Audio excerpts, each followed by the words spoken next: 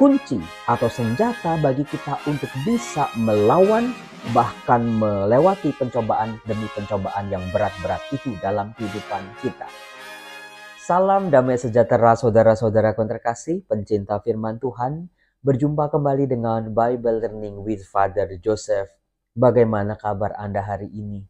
Apakah Anda sudah membaca firman Tuhan hari ini? Apakah ketika Anda membaca firman Tuhan, bisa jadi ada satu kata atau satu kalimat yang betul-betul menyentuh kehidupan Anda. Ada satu tokoh, ada kisah-kisah dari yang Anda baca dalam kitab suci, betul-betul bisa menjadi kekuatan Anda dalam menjalani kehidupan, dalam menghadapi aneka macam tantangan, masalah demi masalah yang seringkali datang bertubi-tubi. Nah, saudaraku, sebelum saya membahas soal firman Tuhan hari ini, saya mau menunjukkan kemampuan saya bersulap yang lain. Yaitu ternyata saya bisa membuat melayang benda-benda di sekitar saya. Waduh, bisa amat Romo Yosef. Apa ya, benda-benda apa yang mau saya buat melayang? Saya cari dulu ya. Oh, di sini ada. Di sini ada kardus ya, bekas teh. Ini kardus biasa, bisa melayang-layang juga. Tetapi coba kita lihat saudara-saudara, apakah kardus ini bisa melayang di tangan saya? Kalau saya coba, bisa jatuh. Ternyata untuk bisa melayangkan sebuah benda kita butuh konsentrasi. Sama ketika kita membaca firman Tuhan, perlu konsentrasi, hening, waktu yang tenang, tidak diburu-buru oleh pekerjaan, tempat yang mendukung kita. Maka kita bisa menggali inspirasi. Seperti saya mencoba melayangkan benda ini. Coba ya kalau saya konsentrasi. Tadi kalau tanpa konsentrasi ternyata nggak bisa. Bim salabim, bim salabim, dut, dut kadut, dut kadut. Romo Yosef sulapnya apapun, mantranya tetap sama aja ternyata. Kita mulai bim salabim, dut, dut kadut. Kita mulai lepas. Apakah bisa? Apakah bisa? Apakah bisa? Apakah bisa? Apakah bisa? Apakah bisa? Apakah bisa? Ternyata bisa. Ternyata benda ini melayang saudara-saudaraku. Ternyata benda ini bisa melayang-layang. Wow, keren banget.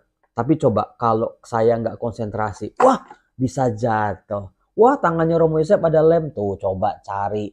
Nggak ada lemnya. Saudara-saudara yang terkasih, silakan Anda ketik di kolom komen triknya Romo Yosef apa kali ini ya. Nah, saudara-saudaraku yang terkasih, tema yang mau saya angkat dalam video kali ini adalah soal pencobaan. Ada begitu banyak pembahasan soal pencobaan yang dialami oleh manusia. Yang pertama, siapa yang mengirimkan pencobaan buat manusia? Apakah Allah atau ada eksistensi lain atau pribadi lain yang memang bertentangan dengan Allah, yang selalu mencoba merusak harmoni relasi Allah dengan manusia. Lalu yang kedua, apa maksud Allah? Mengapa Allah mengizinkan manusia untuk dicobai? Apa maksudnya? Saudara-saudaraku terkasih, dalam hidup kita, dalam melewati pencobaan demi pencobaan, kita harus betul-betul menemukan jawaban ini. Apa maksud Allah dari pencobaan-pencobaan yang aku alami? Tetapi jangan berhenti sampai di situ. Karena kalau kita tahu pun, kita tetap babak belur. Nah, kita harus menemukan kunci atau senjata bagi kita untuk bisa melawan bahkan melewati pencobaan demi pencobaan yang berat-berat itu dalam kehidupan kita.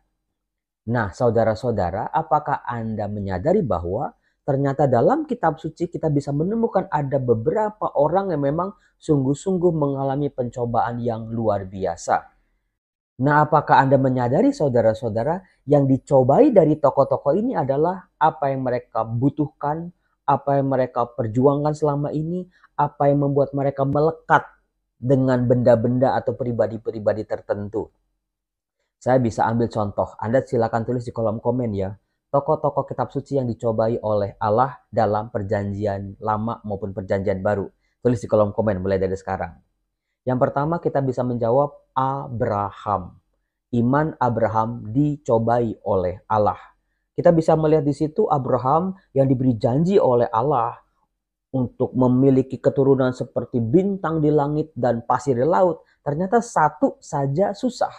Setelah nunggu bertahun-tahun, Abraham akhirnya bisa punya anak yang bernama Ishak. Nah, inilah di mata dunia menjadi titik kelemahan bagi Abraham. Anak yang paling disayanginya, itu yang dipilih oleh Allah. Allah meminta Ishak untuk dipersembahkan sebagai korban bakaran. Itu sesuatu yang sangat sulit. Tetapi iman Abraham yang luar biasa itu ternyata baru menjadi gilang gemilang setelah Abraham mampu melewati pencobaan yang terberat seperti itu. Dia mempersembahkan Ishak sebagaimana diminta oleh Allah. Untungnya pada akhirnya Ishak diganti oleh seekor anak kambing.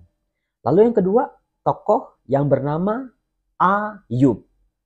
Saudara-saudara yang terkasih, ada sesuatu yang perlu saya luruskan di sini. Kita selama ini mengira bahwa yang dicobai oleh iblis adalah Ayub. Ternyata yang pertama-tama dicobai oleh iblis adalah Allah sendiri. Ada 2 kali iblis mengajukan sebuah tawaran atau sebuah tantangan kepada Allah. Di tantangan yang pertama, iblis mengatakan, apakah dengan tidak mendapat apa-apa, Ayub takut akan Allah? Bukankah engkau yang membuat pagar sekeliling dia dan rumahnya serta segala yang dimilikinya? Apa yang dikerjakannya telah kau berkati, dan apa yang dimilikinya makin bertambah di negeri itu. Tetapi ulurkanlah tanganmu dan jamahlah segala yang dipunyainya. Ia pasti mengutuki engkau di hadapanmu.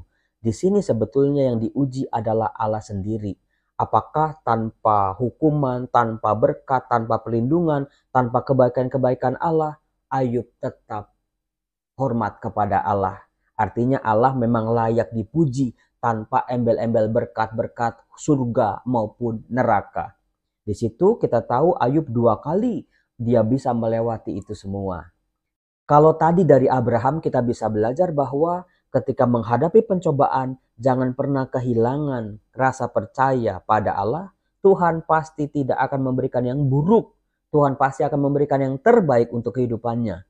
Sementara dari Ayub kita bisa belajar soal kesabaran Ayub dalam melewati pencobaan-pencobaan. Dia bertanya sama Allah, dia menggugat Allah mengapa dia menderita. Tetapi dari pertanyaan-pertanyaan Ayub kita bisa melihat bahwa semuanya itu dijalani dalam sebuah sikap iman yang namanya ketabahan. Nah, saudara-saudara, apakah Anda bisa menyebut lain lagi pribadi dalam Alkitab yang juga dicobai oleh Allah? Ya, betul, yaitu Tuhan Yesus sendiri. Bukan cuma sekali dicobai, bukan cuma 2 kali, tetapi bahkan sampai 3 kali. Apa yang dibutuhkan oleh Yesus, apa yang harus diperjuangkan oleh Tuhan Yesus, itulah yang dicobai oleh iblis. Tetapi Tuhan Yesus bisa melewati semua pencobaan-pencobaan itu dengan berpegang pada kehendak Allah. Nah saudaraku, dari pengalaman Tuhan Yesus 3 kali dicobai di padang gurun, kita bisa belajar bahwa jangan sekali-sekali kita kompromi dengan si jahat. Seringkali kita, nggak apa-apa deh, sekali-sekali deh. Tuhan Yesus tidak. Jangan kompromi dengan si jahat. Nah, saudara-saudaraku yang terkasih, dalam pencobaan-pencobaan yang dialami oleh manusia, Tuhan pasti tahu bahwa kita punya kekuatan untuk bisa melewati pencobaan-pencobaan itu. Tuhan Maha tahu. Itu sebuah kekuatan buat diri kita. Tuhan tahu kalau aku sedang mengalami pencobaan-pencobaan ini, Tuhan pasti tahu aku bisa melewatinya. Aku lebih kuat dari segala pencobaan-pencobaanku. Tetapi bagaimana caranya manusia beriman bisa bertahan bahkan melawan pencobaan-pencobaan itu? Nah, saudara-saudara yang terkasih, kita bisa membuka Lukas bab 22 ayat 40. Yaitu di mana Tuhan Yesus sedang berdoa di Taman Getsemani. Tuhan Yesus berkata kepada murid-muridnya waktu itu, berdoalah supaya kamu jangan jatuh ke dalam pencobaan. Kalau Anda baca teksnya, baca perikopnya, ada sesuatu yang luar biasa. Ternyata kata-kata ini muncul di ayat 40, ternyata juga diulangi di ayat 46. Bangunlah dan berdoalah supaya kamu jangan jatuh ke dalam pencobaan. Kalau ada pengulangan seperti ini di awal maupun di akhir, artinya sangat amat penting. Ada sesuatu yang mau digarisbawahin dari kata-kata Yesus, dari pengajaran Yesus. Ternyata untuk bisa bertahan, kita tidak jatuh dalam pencobaan, kita betul-betul bisa melawan pencobaan-pencobaan itu, kuncinya satu, yaitu doa. Nah, dari sini kita udah belajar nih 4 hal nih untuk melewati pencobaan. Yang pertama tadi apa? Dari Abraham, tetap percaya pada Allah dengan kepercayaan tanpa batas, tanpa keraguan. Yang kedua, ketabahan. Yang ketiga, jangan kompromi dengan si jahat. Yang keempat adalah doa. Nah, saudara-saudaraku yang terkasih, bagaimana Romo cara kita berdoa menghadapi pencobaan-pencobaan supaya kita tidak terpeleset? Doa bukan sekedar hafalan, doa bukan cuma apa yang keluar di mulut. Doa betul-betul kita menggali kekuatan energi positif dari Allah. Ketika kita berhadapan dengan energi-energi negatif, pencobaan-pencobaan di sekitar kita. Saudara-saudaraku yang terkasih, kalau Tuhan Yesus saja dicobai, demikian juga kita murid-muridnya. Kalau Tuhan Yesus saja sudah bisa melampaui pencobaan-pencobaan itu dengan kekuatan doa, maka kekuatan doa itulah yang diwariskan kepada kita, supaya kita murid-muridnya juga bisa melewati aneka macam pencobaan-pencobaan yang sama.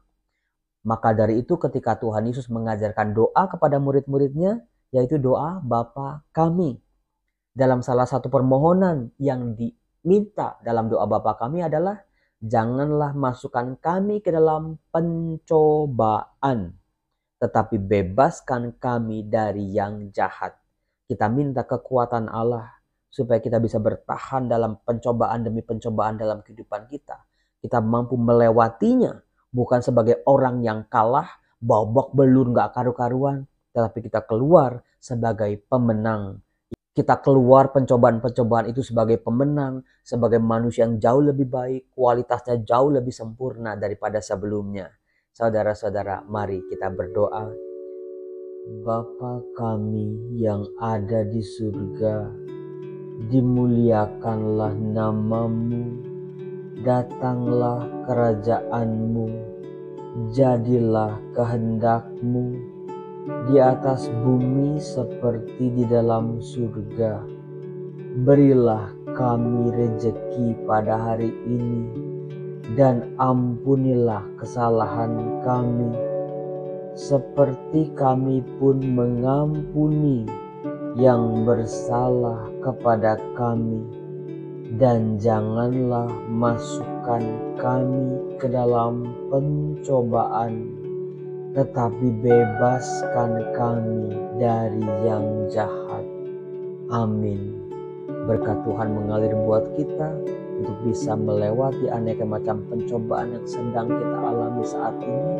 Dalam nama Bapa dan Putra dan Roh Kudus. Amin. Salam damai sejahtera.